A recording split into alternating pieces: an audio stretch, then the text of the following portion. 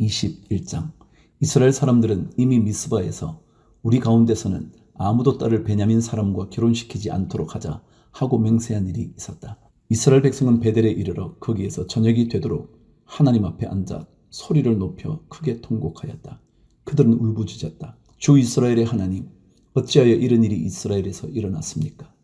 오늘 한 지파가 끝내 이스라엘에서 없어지고 말았습니다. 다음날 아침이 되자 백성은 일찍 일어나 거기에 한 제단을 쌓고 번제와 화목제를 드렸다. 그런 다음에 이스라엘 자손은 이스라엘 모든 지파 가운데서 어느 지파가 주님 앞에 모인 그 총회에 참석하지 않았는지 알아보았다. 누구든지 미스바에 올라와서 주님 앞에 나아오지 않으면 죽이기로 굳게 맹세하였기 때문이다. 이스라엘 자손은 그들의 동기 베냐민 자손에 대하여 측은한 마음이 생겨서 오늘 이스라엘에서 지파 하나가 없어져 버렸다. 우리 스스로가 이미 우리 딸을 그들과는 결혼시키지 않기로 주님께 맹세하였으니 우리가 어떻게 해야 그 살아남은 사람들에게 아내를 구해줄 수 있겠는가 하고 걱정하였다. 그래서 그들은 이스라엘 지파 가운데 어느 지파가 미스바에 올라오지 않았는지 주님 앞에 나아오지 않았는지를 알아보았다. 그러자 길르앗의 야베스에서는 한 사람도 진으로 오지도 않고 이 총회에도 참석하지 않은 사실이 드러났다. 그들이 백성을 일일이 살펴보니 정말 길르앗의 야베스 주민은 한 사람도 없었다. 그래서 회중은 가장 용감한 군인 12,000명을 거리로 보내면서 명령하였다. 너희는 가서 길르앗의 야베스 주민을 여자나 어린아이 할 것 없이 칼로 쳐서 죽여라. 너희가 할 일은 남자를 모두 죽이고 남자와 동침한 일이 있는 여자도 모조리 죽이는 것이다. 그들은 길르앗의 야베스 주민 가운데서 아직 남자와 한 번도 동침하지 않은 처녀 400명을 찾아내어 가나안 땅의 실로에 있는 진으로 데리고 왔다. 그리고 나서 온 회중은 림몬 바위에 숨어서 사는 베냐민 자손에게 사람을 보내어 그들과 화친을 선언한다는 말을 전하였다. 그때 베냐민 자손이 돌아오니 이스라엘 사람들은 길르앗의 야베스의 여자들 가운데서 살려둔 여자들을 그들과 결혼시켰다. 그러나 여자의 수가 모자랐다. 주님께서 이스라엘 지파들 가운데서 한 지파가 비어 틈이 생기게 하셨으므로 이스라엘 백성은 베냐민 지파가 딱하다는 생각이 들었다. 그때 회중의 장로들이 걱정하였다. 베냐민 지파 가운데서 여자들이 다 죽었으니 이제 우리가 어떻게 하여야 살아남은 남자들에게 아내를 짝지어 줄 수 있겠습니까? 그들이 또 말하였다. 베냐민 지파에서 살아남은 남자들에게도 유산이 있어야 이스라엘 가운데서 한 지파가 없어지지 않을 것입니다. 그러나 이미 이스라엘 자손이 자기 딸을 베냐민 사람과 결혼시키는 사람은 누구든지 저주를 받을 것이라고 맹세하였으니 우리는 아무도 우리의 딸들을 그들과 결혼시킬 수 없습니다. 그래서 그들은 한 묘안을 생각해냈다. 그렇다. 실로에서 해마다 열리는 주님의 축제가 곧 다가온다. 실로는 베델 북쪽, 르보나 남쪽, 베델에서 세겜으로 올라가는 큰 길 동쪽에 있다. 그리고 그들은 베냐민 자손에게 이렇게 지시하였다. 당신들은 가서 포도원에 숨어서 살피다가 실로의 처녀들이 춤을 추러 나오면 포도원에서 달려나와 그 실로의 처녀들 가운데서 하나씩 붙들어 아내를 삼아 베냐민 땅으로 돌아가시오. 그들의 아버지들이나 오라비 버니들이 우리에게 와서 시비를 걸면 우리가 그들에게 전쟁에서 여자를 잡아다가 아내로 삼듯 여자들을 빼앗아 온 것이 아니니 딸들을 그들의 아내로 삼도록 하여 주시오. 또 당신들이 딸들을 그들에게 준 것이 아니니 당신들이 맹세한 것을 스스로 깨뜨린 것도 아니오 하고 답변해 주겠소. 그래서 베냐민 자손은 그 지시대로 하였다. 그들은 춤추는 여자들 가운데서 자신들의 수요만큼 여자들을 붙들어 아내로 삼고 자기들이 유산으로 얻은 땅으로 돌아가서 성읍들을 재건하고 거기에서 살았다. 그때야 이스라엘 자손도 그곳을 떠나 각자 자기 지파와 자기 가족에게로 돌아갔다.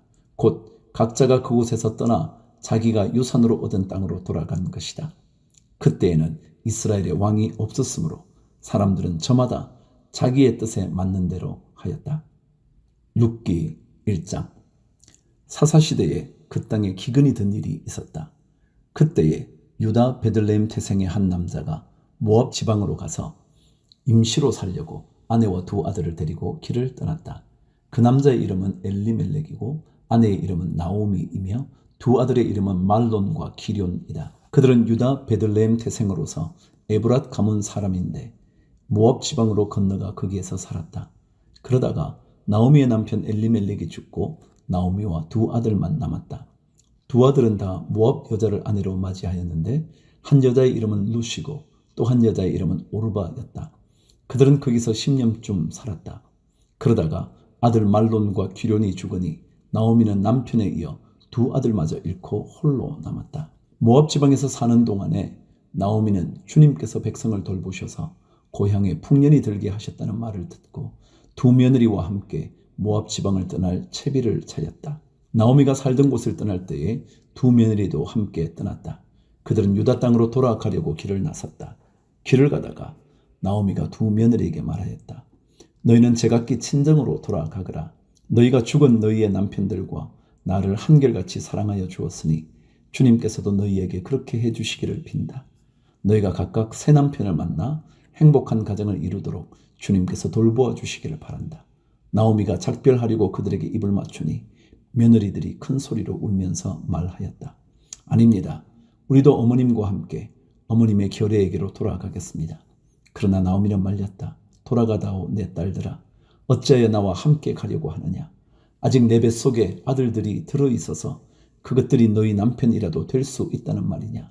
돌아가다오 내 딸들아. 제발 돌아가거라. 재혼을 하기에는 내가 너무 늙었다. 설령 나에게 어떤 희망이 있다거나 오늘 밤 내가 남편을 맞아들여 아들들을 낳게 된다거나 하더라도 너희가 그것들이 클 때까지 기다릴 셈이냐. 그때까지 재혼도 하지 않고 홀로들 지내겠다는 말이냐. 아서라 내 딸들아. 너희들 처지를 생각하니 내 마음이 너무나 괴롭구나. 주님께서 손으로 나를 치신 것이 분명하다. 그들은 다시 한번 큰 소리로 울었다.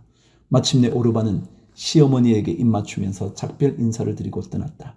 그러나 룻은 오히려 시어머니 곁에 더 달라붙었다. 그러자 나오미가 다시 타일렀다. 보아라, 내 동서는 저의 결례와 신에게로 돌아갔다. 너도 내 동서의 뒤를 따라 돌아가거라. 그러자 룻이 대답하였다.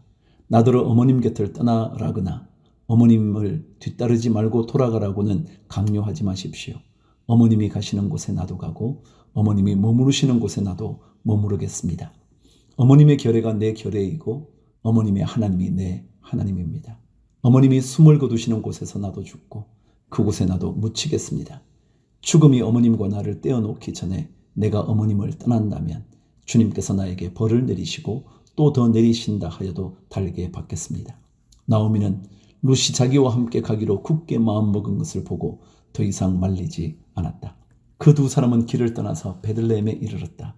그들이 베들레헴에 이르니 온 마을이 떠들썩하였다. 아낙네들이 이게 정말 나오미인가 하고 말하였다. 나오미가 그들에게 대답하였다. 나를 나오미라고 부르지들 마십시오. 전능하신 분께서 나를 몹시도 괴롭게 하셨으니 이제는 나를 마라라고 부르십시오. 나는 가득 찬 채로 이곳을 떠났습니다. 그러나 주님께서는 나를 텅 비어서 돌아오게 하셨습니다. 주님께서 나를 치시고 전능하신 분께서 나를 불행하게 하셨는데 이제 나를 나오미라고 부를 까닭이 어디에 있겠습니까? 이렇게 하여 나오미는 모압 여인인 며느리 룻과 함께 모압 지방에서 돌아왔다. 그들이 베들레헴에 이르렀을 때는 보리를 거두기 시작할 무렵이었다. 2장. 나오미에게는 남편 쪽으로 친족이 한 사람 있었다. 그는 엘리멜렉과 집안간으로서 재력이 있는 사람이었다. 그의 이름은 보아스이다. 어느 날 모압 여인 룻이 나오미에게 말했다. 밭에 나가볼까 합니다. 혹시 나에게 잘 대하여 주는 사람을 만나면 그를 따라다니면서 떨어진 이삭을 주울까 합니다. 나오미가 룻에게 대답하였다. 그래, 나가보아라. 그리하여 룻은 밭으로 나가서 곡식 거두는 일꾼들을 따라다니며 이삭을 주었다. 그가 간 곳은 우연히도 엘리멜렉과 집안간인 보아스의 밭이었다. 그때 마침 보아스가 베들레헴 성읍에서 왔다. 그는 주님께서 자네들과 함께 하시기를 비네 하면서 곡식을 거두고 있는 일꾼들을 격려하였다. 그들도 보아스에게 주님께서 주인 어른께 복을 베푸시기 바랍니다 하고 인사하였다. 보아스가 일꾼들을 감독하는 젊은이에게 물었다. 저 젊은 여인은 네 집 아낙인가? 일꾼들을 감독하는 젊은이가 대답하였다. 저 젊은 여인은 나오미와 함께 모압 지방에서 돌아온 모압 사람입니다. 일꾼들의 뒤를 따라다니면서 곡식단 사이에서 떨어진 이삭을 줍도록 허락해달라고 하더니 아침부터 와서 지금까지 저렇게 서 있습니다. 아까 여기 밭집에서 잠깐 쉬었을 뿐입니다. 보아스가 룻에게 말하였다. 여보시오 세덱, 내가 하는 말을 잘 들으시오. 이삭을 주우려고 다른 밭으로 가지 마시오. 여기를 떠나지 말고 우리 밭에서 일하는 여자들을 바싹 따라다니도록 하시오. 우리 일꾼들이 곡식을 거두는 밭에서 눈길을 돌리지 말고 여자들의 뒤를 따라다니면서 이삭을 줍도록 하시오. 젊은 남자 일꾼들에게는 덱을 건드리지 말라고 단단히 일러두겠소. 목이 마르거든 주저하지 말고 물단지에 가서 젊은 남자 일꾼들이 기르다가 둔 물을 마시도록 하시오. 그러자 룻은 엎드려 이마를 땅에 대고 절을 하면서 보아스에게 말하였다. 저는 한낱 이방 여자일 뿐인데 어찌하여 저 같은 것을 이렇게까지 잘 보살피시고 생각하여 주십니까? 보아스가 룻에게 대답하였다. 남편을 잃은 뒤에 덱이 시어머니에게 어떻게 하였는지를 자세히 들어서 다 알고 있어. 덱은 친정아버지와 어머니를 떠나고 태어난 땅을 떠나서 엊그제까지만 해도 알지 못하던 다른 백성에게로 오지 않았어. 덱이 한 일은 주님께서 갚아 주실 것이요. 이제 덱이 주 이스라엘의 하나님의 날개 밑으로 보호를 받으러 왔으니 그분께서 덱에게 넉넉히 갚아 주실 것이요. 룻이 대답하였다. 어른께서 이토록 잘 보살펴 주시니 몸둘 바를 모르겠습니다. 어른께서 거느리고 계신 여종들 축에도 끼지 못할 이 종을 이처럼 위로하여 주시니 보잘것없는 이 몸이 큰 용기를 얻습니다. 14절 먹을 때가 되어서 보아스가 그에게 말하였다. 이리로 오시오. 음식을 듭시다. 빵 조각을 초에 찍어서 드시오. 룻이 일꾼들 옆에 앉으니 보아스는 그 여인에게 볶은 곡식을 내주었다. 볶은 곡식은 룻이 배불리 먹고도 남았다. 룻이 이삭을 주우러 가려고 일어서자 보아스가 젊은 남자 일꾼들에게 일렀다. 저 여인이 이삭을 주울 때에는 곡식단 사이에서도 줍도록 하게. 자네들은 저 여인을 괴롭히지 말게. 그를 나무라지 말고 오히려 단에서 조금씩 이삭을 뽑아 흘려서 그 여인이 줍도록 해주게. 룻은 저녁 때까지 밭에서 이삭을 주었다. 주운 이삭을 떠니 보리가 한 에바쯤 되었다. 룻은 그것을 가지고 성읍으로 돌아갔다. 룻은 주워온 곡식을 시어머니에게 내보였다. 배불리 먹고 남은 볶은 곡식도 꺼내서 드렸다. 시어머니가 그에게 물었다. 오늘 어디서 이삭을 주웠느냐? 어디서 일을 하였느냐? 너를 이처럼 생각하여 준 사람에게 하나님이 복을 베푸시기를 바란다. 그러자 룻은 시어머니에게 자기가 누구네 밭에서 일하였는지를 말하였다. 오늘 내가 가서 일한 밭의 주인 이름은 보아스라고 합니다. 나오미가 며느리에게 말하였다. 그는 틀림없이 주님께 복받을 사람이다. 그 사람은 먼저 세상을 뜬 우리 식구들에게도 자비를 베풀더니 살아있는 우리에게도 한결같이 자비를 베푸는구나. 나오미가 그에게 말을 계속하였다. 그 사람은 우리와 가까운 사이다. 그는 집안간으로서 우리를 맡아야 할 사람이다. 모압 여인 룻이 말하였다. 그뿐이 아닙니다. 그가 데리고 있는 젊은 남자 일꾼들이 곡식 거두기를 다 끝낼 때까지 그들을 바싹 따라다니라고 하였습니다. 나오미가 며느리 룻에게 일렀다. 얘야, 그가 데리고 있는 젊은 여자들과 함께 다니는 것이 좋겠구나. 젊은 남자 일꾼들에게 시달림을 받다가 다른 밭으로 가지 않아도 되니 말이다. 그리하여 룻은 보리 거두기뿐만 아니라 밀 거두기가 끝날 때까지도 보아스 집안의 젊은 여자들을 바싹 따라다니면서 이삭을 주었다. 그러면서 룻은 시어머니를 모시고 살았다.